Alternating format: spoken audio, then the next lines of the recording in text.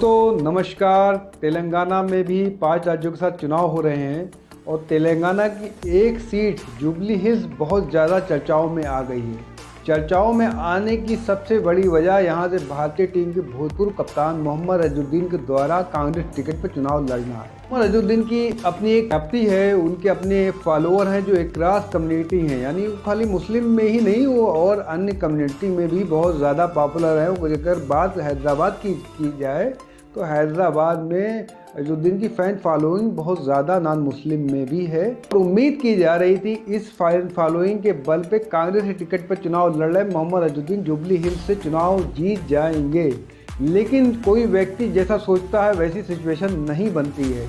यहीं पर मजलिस ने खेल कर दिया है। मजलिस के मुखिया और हैदराबाद के सांसद असदुद्दीन ओवैसी ने यहां पर मीम से टिकट रशीद को दे दिया है, जिसके बाद इस चुनाव में ऐसी संभावना बन रही है कि मुस्लिम वोटों का बंटवारा इन दो पार्टियों के बीच हो सकता है। मोहम्मद अजहरुद्दीन के कुछ वोट मोहम्मद रशीद मीम के टिकट पर जो लड़ रहे हैं जरूर काटेंगे, जिसके वजह से मोहम्मद अजहरुद्दीन को हार का भी सामना करना पड़ सकता है।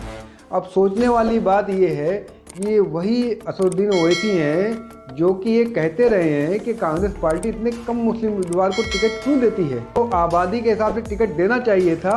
लेकिन जब कांग्रेस पार्टी ने किसी को मुस्लिम को टिकट दे दिया तो ऐसा भी देखा गया है कि कई जगहों पे ये कोई पहला मौका नहीं, जुबली हिल्स में पहली बार उसने मुस्लिम उम्मीदवार को हराने के लिए अपना उम्मीदवार उतार दिया है।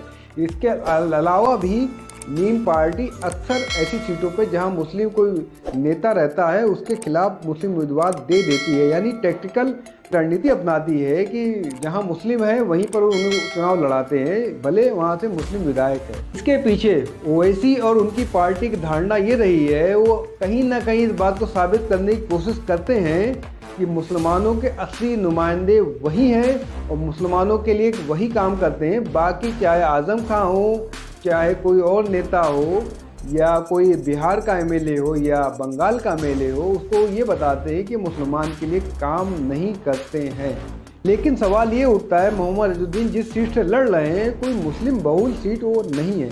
वहाँ पर मुस्लिम आबादी कुल 30% से थोड़ा सा ज़्यादा है और इस सीट का अपना एक इतिहास रहा है। यहाँ पर आज तक कोई मुस्लिम एमएलए नहीं बना है।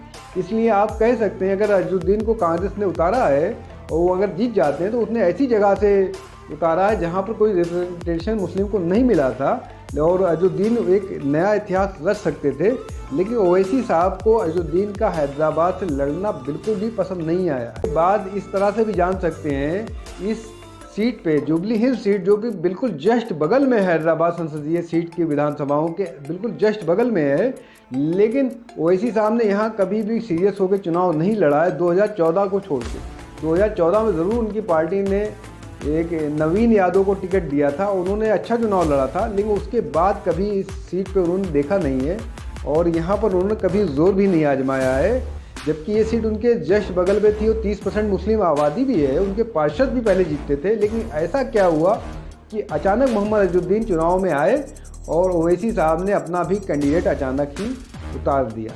इसके पीछे कई चर्चाएं चल रही हैं। सियासी जानकारों का ये कहना है और सियासी गलियारों से जो बात छन के आई है उनका ये कहना है कि इनकी ओवैसी साहब की केसीआर से बहुत अच्छी दोस्ती है और एक तरह से ये दोनों पार्टियां एक गठबंधन में हैं। एक ऐसा गठबंधन करती हैं जहां प्रत्याशी एक दूसरे के खिलाफ ज़रूर उतार देती हैं, लेकिन इस तरह से उतारा जाता है कि एक दूसरे को नुकसान ना हो। ये सीट जो जुबली हिल्स है पिछली बार टीआरएस ने जीती थी।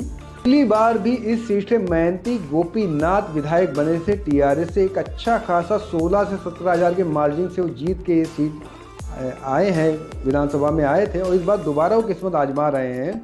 लेकिन चूंकि मोहम्मद अजहरुद्दीन जब चुनाव में आए लड़ने के लिए उन्होंने घोषणा किया तो इससे बीआरएस को भी दिक्कत हुई। बीआरएस भी नहीं चाहती है कि मोहम्मद अजहरुद्दीन किसी तरह से उनके गढ़ में कोई जीत दर्ज कर सके। और एक इसके अलावा भी, इस सीट के अलावा भी एक केसीआर के दिमाग में एक बात है कि ये जो मोहम्मद अजहरुद्दीन है ये कांग्रेस के स्टार प्रचारक भी हैं।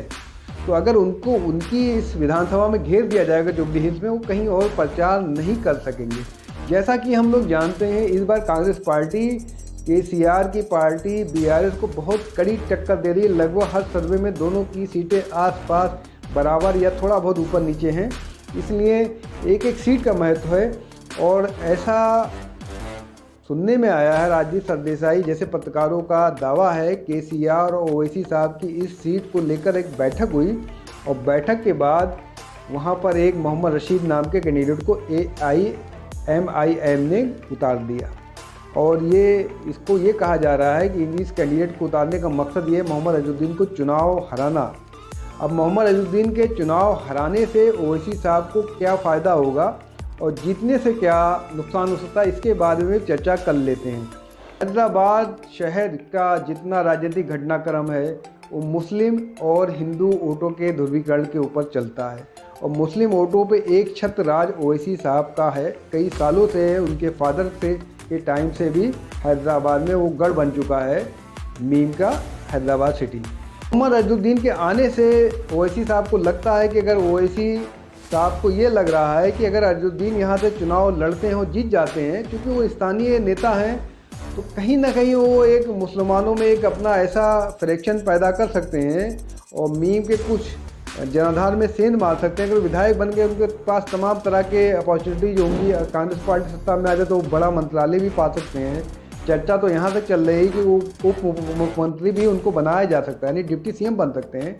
अगर वो डिप्टी CM बन गए और सपोज कर लीजिए लोकल भी हैं वहाँ के, कोई उन्होंने बड़ा काम करा दिया तो डेंट तो लग जाएगा ओवैसी साहब के वोट में।